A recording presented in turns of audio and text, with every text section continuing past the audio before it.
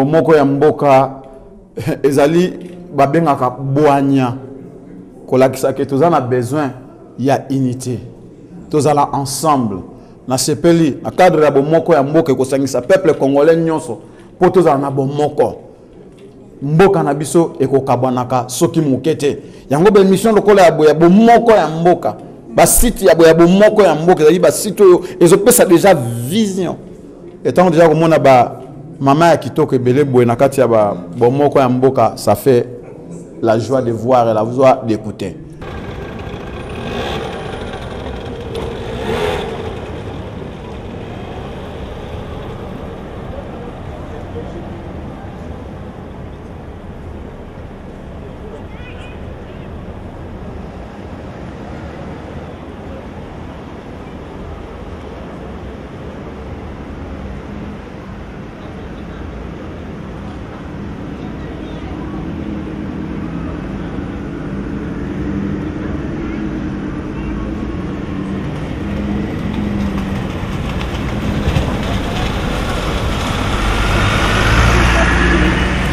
Bienvenue chers téléspectateurs de www.bomokoyamboka.com. Binomoka boye binde toye bisa binoke boza les premiers renseignés ya makamno so ozo le kanamboka. Les lotos na cadre kaka awa na kati Anvers, bon on a bien hôtel les 15 heures derrière moi. Toza parce que toza invité pour la conférence de presse par Félix Tshisekedi. Début moka boye bi na web sabino bolandanga pona boyeba de quoi il s'agit tokota na kati hôtel ango tolanda conférence de presse.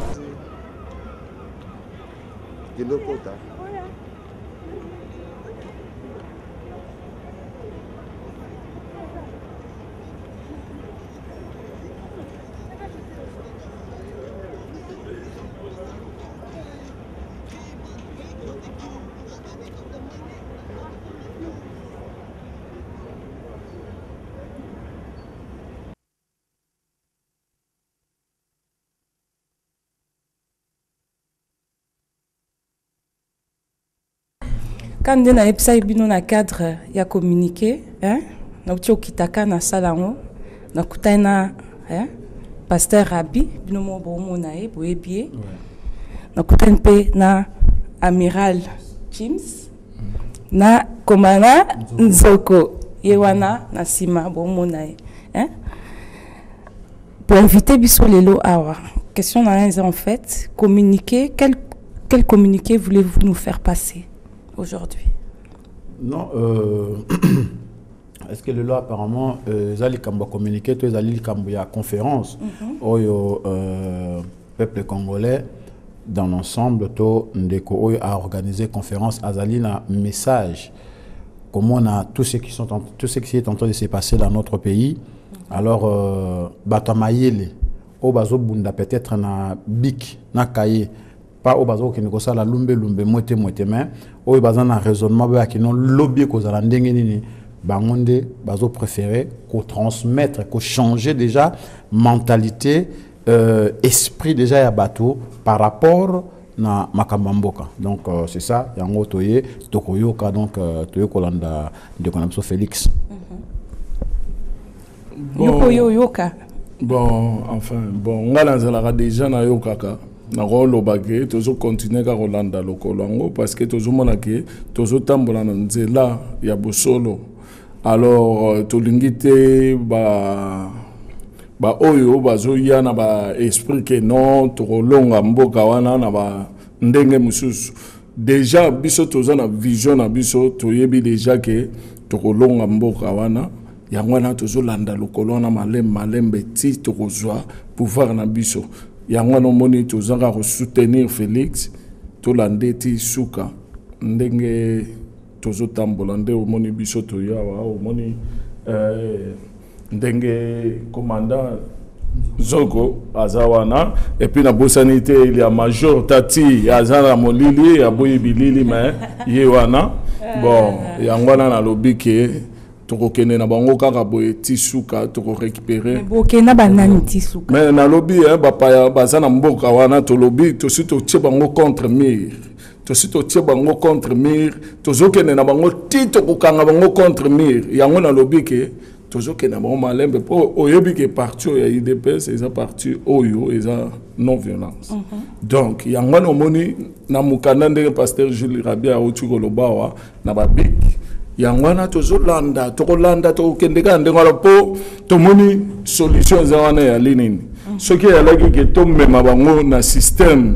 oyo bamisusu balobaka bamisusu banani bamisusu oyo yebi lelo oyo elobamaka te manduki eyali mama nalobi boye nana bosani ke il y a baparti ebele elobaka awa ke non toza na manduki tokorécupere mboka mais bon biso toza kuna te parti oyo eza non violence tokokende na bango na système oyo tozokende na bango nakanisi elonga eza kala te qui côté mususu ke ba boycotter ango. Non, en fait le peuple congolais un message moi on doit adresser na peuple congolais dans l'ensemble des partout sikatozali combattants il y a ba lumbe ou bien ba lumbe te.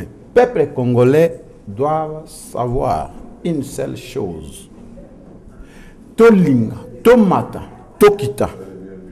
Boyobi bien na mboka tant bazo bana so dit que non, il y a des décideurs, il y a ba congolais bazalaka. Alors ba décideurs wana bazo ko décider ba élection.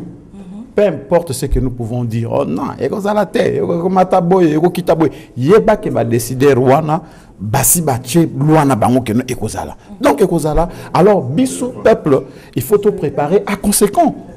Mais côté ba élection parce que ba obiki attaque de basali ba élection et ko changer na le côté que monsieur qui doit dégager sera toujours sur na pouvoir ba boy ba s'associer na bino parce que vous vendez que du rêve et concrètement il y a rien qui se passe.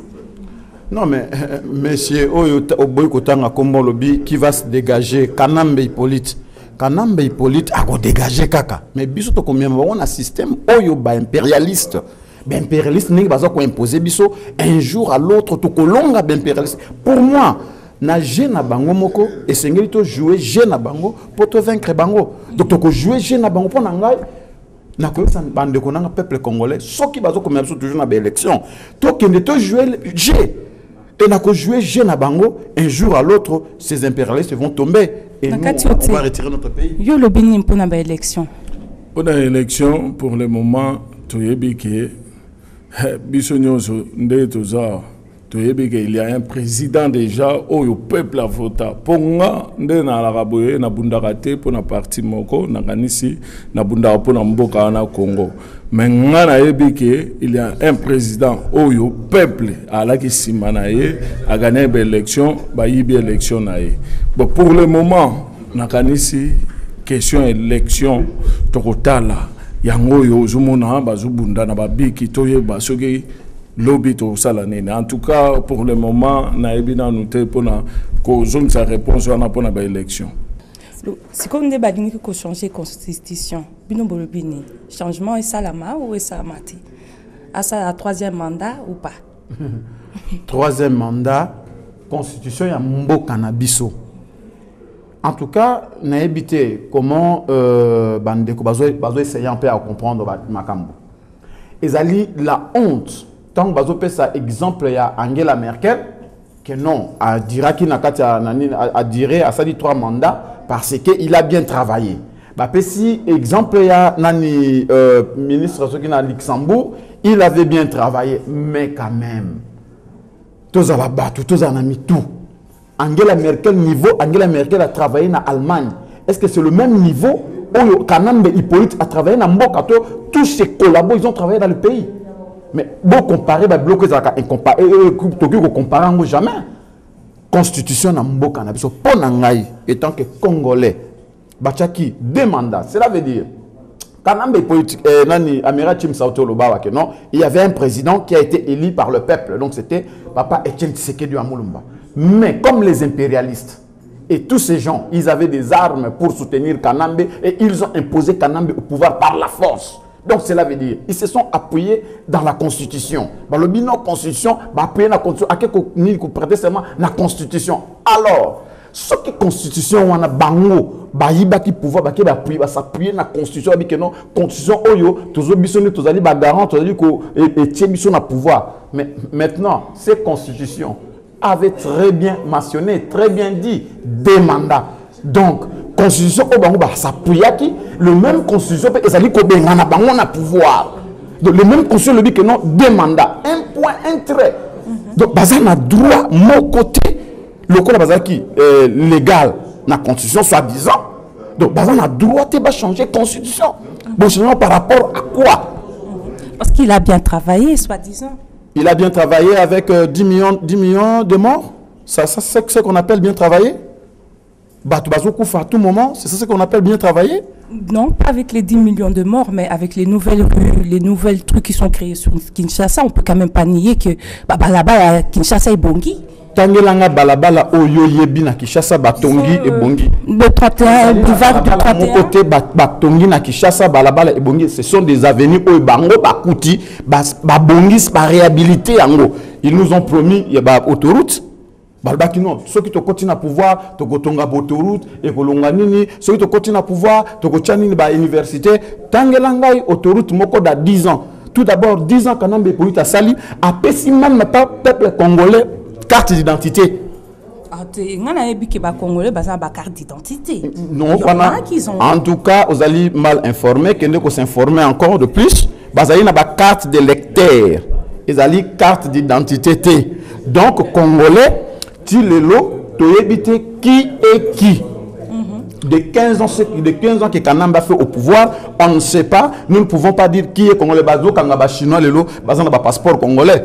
Papa, quand tu es toujours un Amiral James, Pasteur Rabi, Naoki Sangwamawa, babeti bandeko na biso ba combattant, babeti ka ba congolais quoi.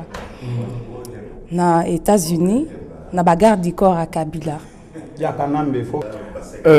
Alors, ezali pasi pemawa na komona que ba garde du corps ya Kanambe ba penser que Europe to Amérique ezali jungle o bango bazali ko vivre na Afrique koya omoni mutu azana balabala et paraît-il ba betu suna un Gabonais qui passait.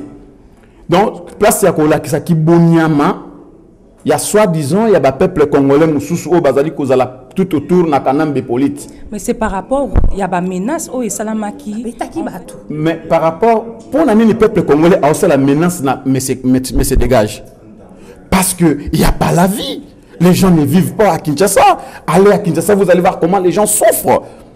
C'est pourquoi le peuple congolais au bazan libanda diaspora ba moni que non, trop c'est trop, on ne peut pas vivre comme ça. Diaspora eza libanda bangondi bazali ko faire mourir le peuple congolais au bazana kata mboka et pourtant gouvernement ya mboka nde sengeli ba soutenir bango yango réaction ya ba peuple congolais. Mais pasteur Rabi oyeb sangate ke 99% ya Congo bango se bazolo bakake monsieur il doit dégager. Mais il y en a aussi qui trouvent leur compte dedans. Oui, combien ils trouvent leur compte dedans? C'est 1% ou bien 0,5%. Nous devons trouver compte dedans. Vous avez des preuves de ce que vous avancez? Mais oui, parce que au Congo, il n'y a pas le moyen, les gens qui vivent dans le moyen. Ou bien vous avez, ou bien vous n'en avez pas.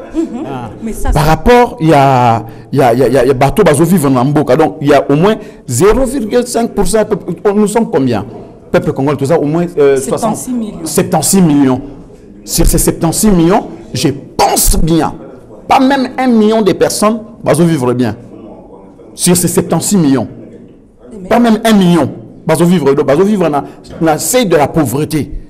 Donc, que non, ces gens-là, à cause parce que parce qu'ils ont raison. Il y a des ministres au Bazana Kishasa, conseiller tout Bazana Kishasa, Batika Kotambola, na bagarde du corps.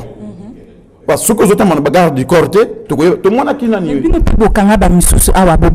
y a un petit message dans le peuple congolais, bas combattants au bazar de partout. Image oyo banani banani bagarde du corps ya Kanambe bauti ko sala na combattant wana Et ça, image où il y a de réflexion, il y a peuple congolais de partout ce il y a des combattants de partout ce et c'est na bango. Place beaucoup de mutu ya kanam de Hippolyte. Alors, bossa la union sur beaucoup ça la sota koufi tampi. Mais est-ce que c'est pas un peu agir, réagir et passer le message de la haine, hein?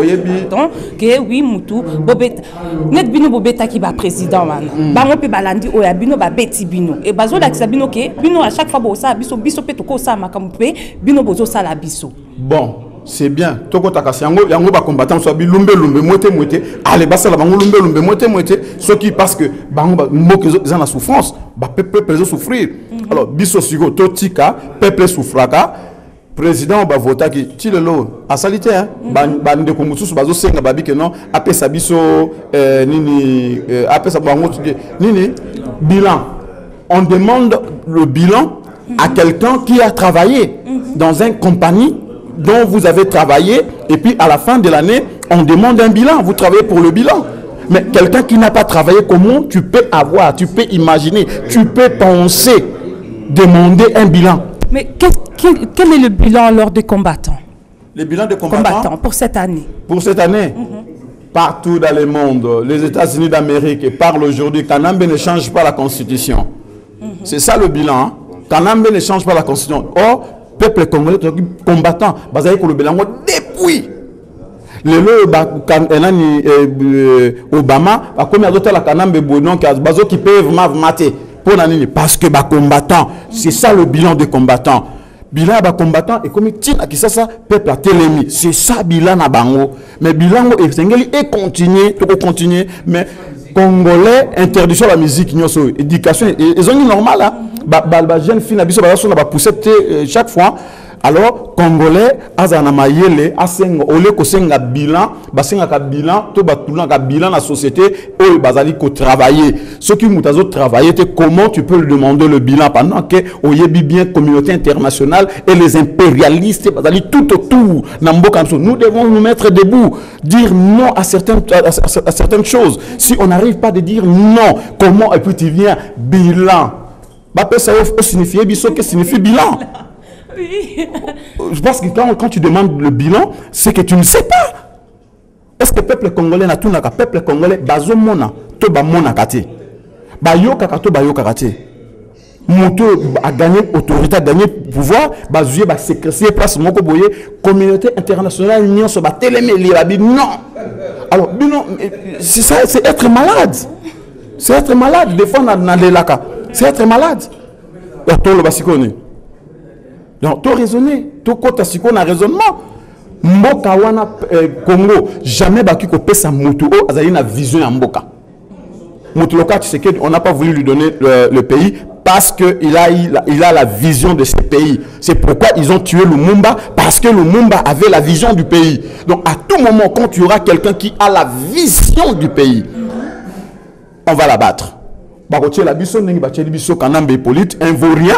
Un petit mot qui kamaki na koli na bamaki na ye ko lukaka ba kokenda ko boma banini bampuku na zamba po aller sa table mère na bango. Alors le loi comme président na biso akemi ko landa ba pesa na bambote na ba Obama ba moni ngo danger. Mais non, c'est grave. Merci. Merci beaucoup. Merci Rabi.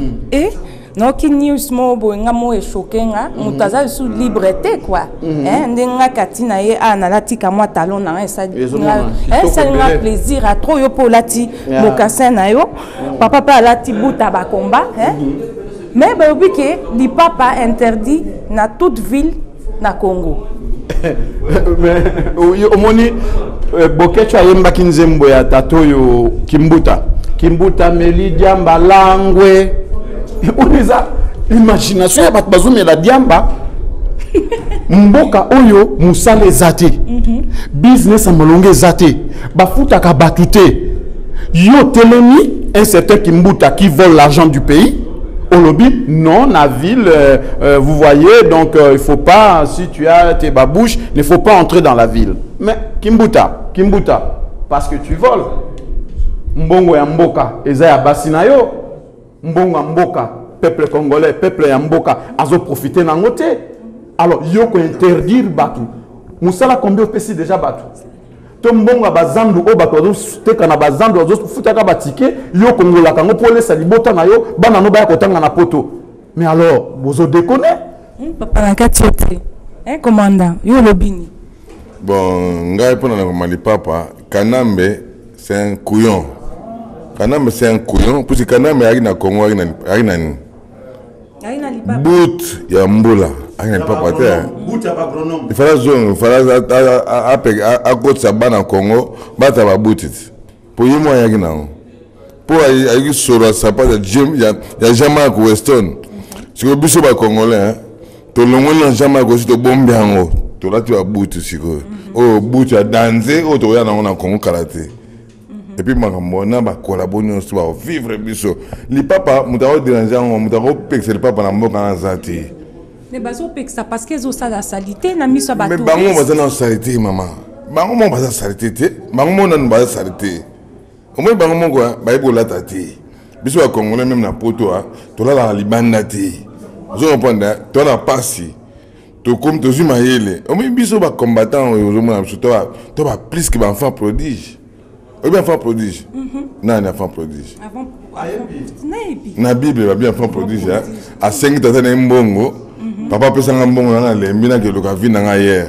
À qui a l'imbongo. Après, si maintenant on est passé, à zone à papa pana. Est-ce que biso te bien na mboka Congo? Tu sais que congolais, tu sais que Mobutu mbongo. Tu sais que Kabila mbongo. Si ko tu dis maïe na poto, tu sais na Congo ba no bo biso. Au niveau mango ba pesa so confiance bande ko so basi mayele pour ba zonga na Congo maman tout à la maka mangoti to biso o moninga na joueur équipe nationale ya Congo ya Zaïre Zaïre ancien joueur à Vita Club de Kinshasa vous comprenez nazo banga bato na te na banga bangote Congo zamboka nga mona bandundu Rwanda ozwango jamais. Ce que vous avez dit, c'est que le papa a dit masolo na ye ande kimuta atama na papa ande kimuta na bande atama le papa ande kimuta pour comme na Congo ande kimuta binga bien omoninga zwanga bien ande kimuta il me connaît, il était mon secrétaire à l'époque il était mon secrétaire il me connaît tu laisse tu mon bato na kalamingi te va vivre biso to ya Congo parce que omonika nyamawana mkoto kitakini mutabuzo to ulie na ye to chena kaja balion ba ulia ye major tati ingeta kanyama mutalibuzo to ulia na Congo to chona kaja balion ba ulia yo ingeta et puis tant wazo lia kanyama vital kanani mende azamo panzi ba kolabo tout wazo lia mawana bazani panzi ba tandena mutalibuzo ba ulia na kanyama poto chayo wana vous comprenez ba rolia na ba lion après ta mazolia na ba lion to zonsi ba lion na kaje to beto bango tonga po ba balia ba tu musute ba lia ka ba to ba bo makongo congolais ba makongo yende ba rolia bango ma papa pona ma papa ba do kosa ma papa otambola bana kin boyoka bango te bana Congo kinite po Congo za matadi za ba boma ya ba Zaïre ba kisangani bino bozo e sa bango ba yo ka bango te bango baza sur place bino malgré que bozo lo ba bozo que beaucoup chabo e beaucoup sala boza ana poto toza ana Belgique ana bozo lo bango bino bozo entraîner batuke bala ba sala ngote biso sa maman tomba bando boma bango eza ba faute maman biso za place au moins place dans poto to alia wa eza plus dangereux que na Congo. Pour nous, tout le monde marche, mon Dieu, à 15 ans, à terminer les bosses, à petit bit de massage, tout le monde n'a rien. Vous comprenez, tu as danger, tu limite dans les gens, tu signes en route, tout le monde est mon bimba. Mais d'un côté, à compter que bimsa bala mike, oh ya ba boîte, oh bala trababoye, ba kei, ba kinduma na boîte pèse aussi là. Moi, mon aki ba bimsa qui bat na boîte parce que bala ta qui trop sexy. Comme il va se pas déconner. Est-ce que Waneza Moussale Sengeli Basal faut bimisi bat na boîte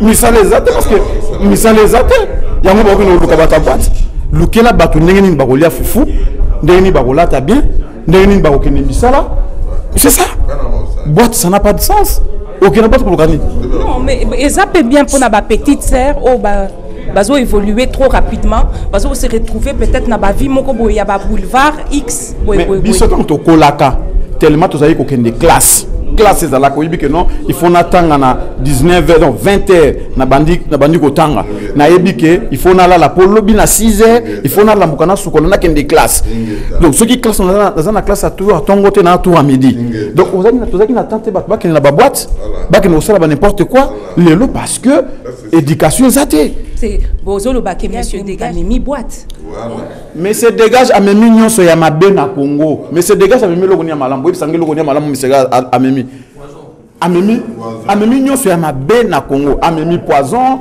amemi mboka d'accident amemi koboma lelo bakomi peuple Congo no soki mutakufi no toke kolona est-ce que liboso biso dai ko banga kosimba kunde bembe tozo banga kosimba kunde bembe mais lelo batu bakoma ono toke lona po mutakufi ba ke lona quelle éducation pour kufi ba ke lona ba benga ko lona tellement batu basimba lembi ko kufa donc eloko kanamba libiso ya ngwana destruction donc tout ça la mort poison donc poison comme la banda kwa mutu nyonso maman nakati mala pardon puisque pour la mona ndenge passer autokoloba la mort tu as plus de 8 millions de morts 12 millions il y en a 12 millions de morts donc c'est que mutu on a le rappel rien mutu tout a sonné un président de la République ba no bazo boma bango après il y a un mois na été et puis à jamais on ngana zairo mama oza congolais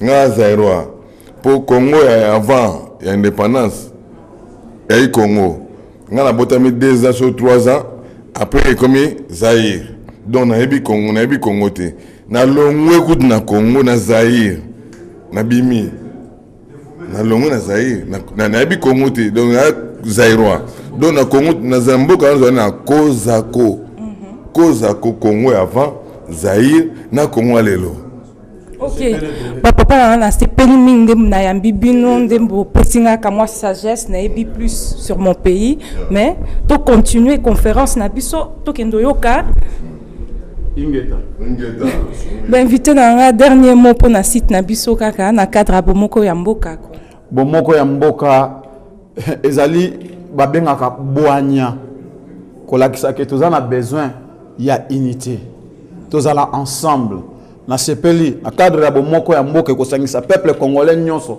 po tozala na bomoko mboka na biso ekokabwanaka soki mokete yango ba mission lokola ya boya bomoko ya mboka ba site ya boya bomoko ya mboka ezali ba site oyo ezopesa déjà vision etant déjà komona ba mama ya kitoko ebele boye na kati ya ba bomoko ya mboka ça fait la joie de voir et la joie d'écouter biso pejwa koyamba oyo ezalaki makasi pasteur Tati pasteur Rabi pardon pasteur Rabi na joie pe na yambaki yo commandant Nzoko na joie pe na yambaki yo un petit mot pour na site na biso pour na biso to sepeli mingi omoni bomoko ya mboka ezaka kanenge qui combattant ils ont continué ko sangisa bobimi bozo yate boye sepeli sibiso mingi po ozali maman bobotami bana bobotami awa po bolingo tika mboka na mne kena liwate yang maman la muki lelo o pesi bomoko bamboka tona pasteur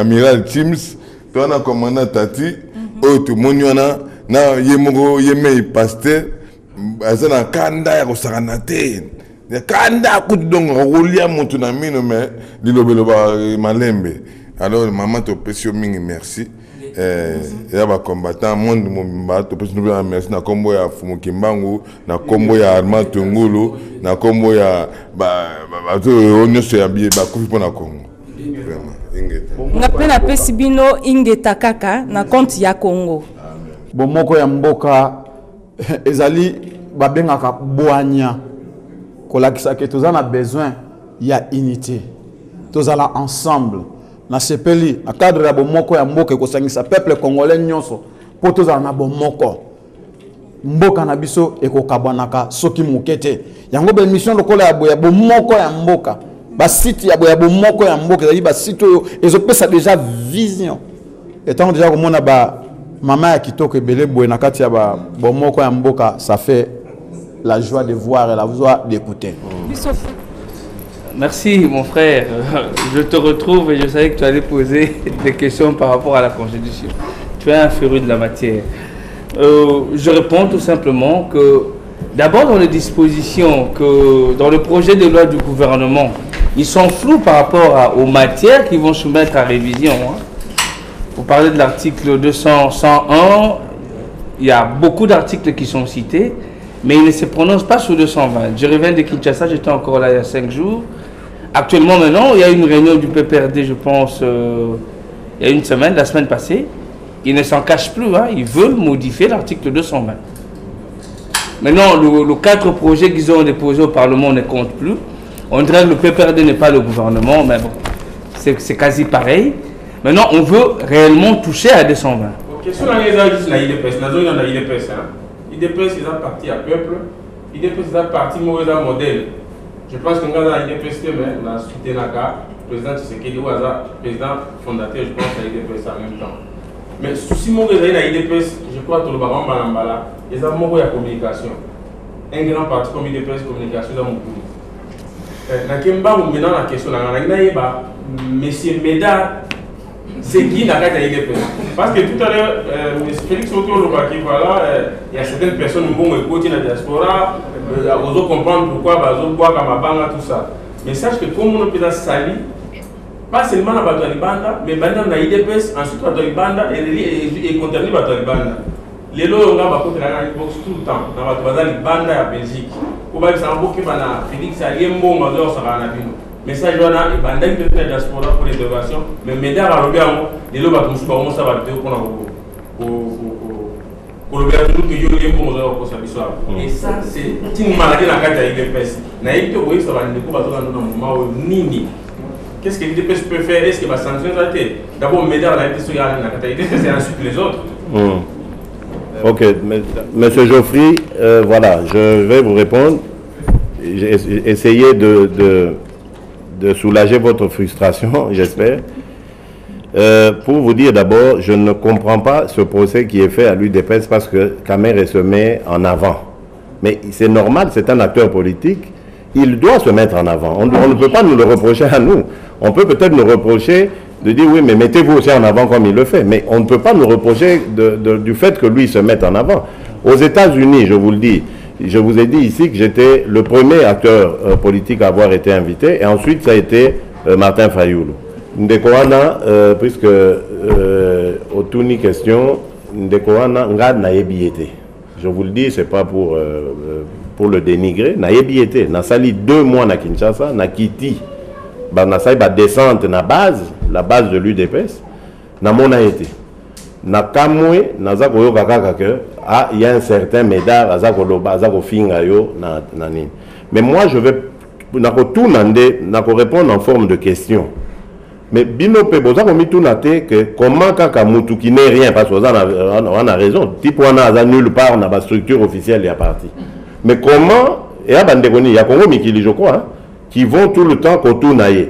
Et je crois que même déontologie na bango ya enfin pour ceux qui veulent être journalistes, tant aux autres na avis à Mutubo, il faut normalement qu'on soit avis contraire. Et je crois que Ndeko Eliezer, on m'a dit qu'il a fait une sortie là, la dernière. Voilà quelqu'un qui a montré qu'il maîtrise un peu déontologie. Il dit ah bon, la prochaine fois on rappelle en retour, au moins c'est ça. Mais qu'on s'acharne sur un bonhomme qui n'a rien du tout comme fonction au sein du parti et qu'on lui offre la tribune pour à l'oba des bêtises. Donc je crois qu'il y a un but recherché. Je vous ai parlé ici des moyens qui sont en train de circuler. Ce n'est pas seulement Karalibanda, ça c'est pour la diaspora, parce que la diaspora c'est une force. Mais l'UDPS aussi en est une autre. L'UDPS a mis le pouvoir à mal et il fallait pas diviser l'UDPS. C'est comme quand on offre la tribune dans une série de personnes qui se présentent comme étant fédéraux, il y a UDPS. Mais ces gens sont exclus, il y a un arrêté, il y a un président national. Baza exclu, ces gens ne peuvent pas se présenter comme fédéraux, il y a UDPS.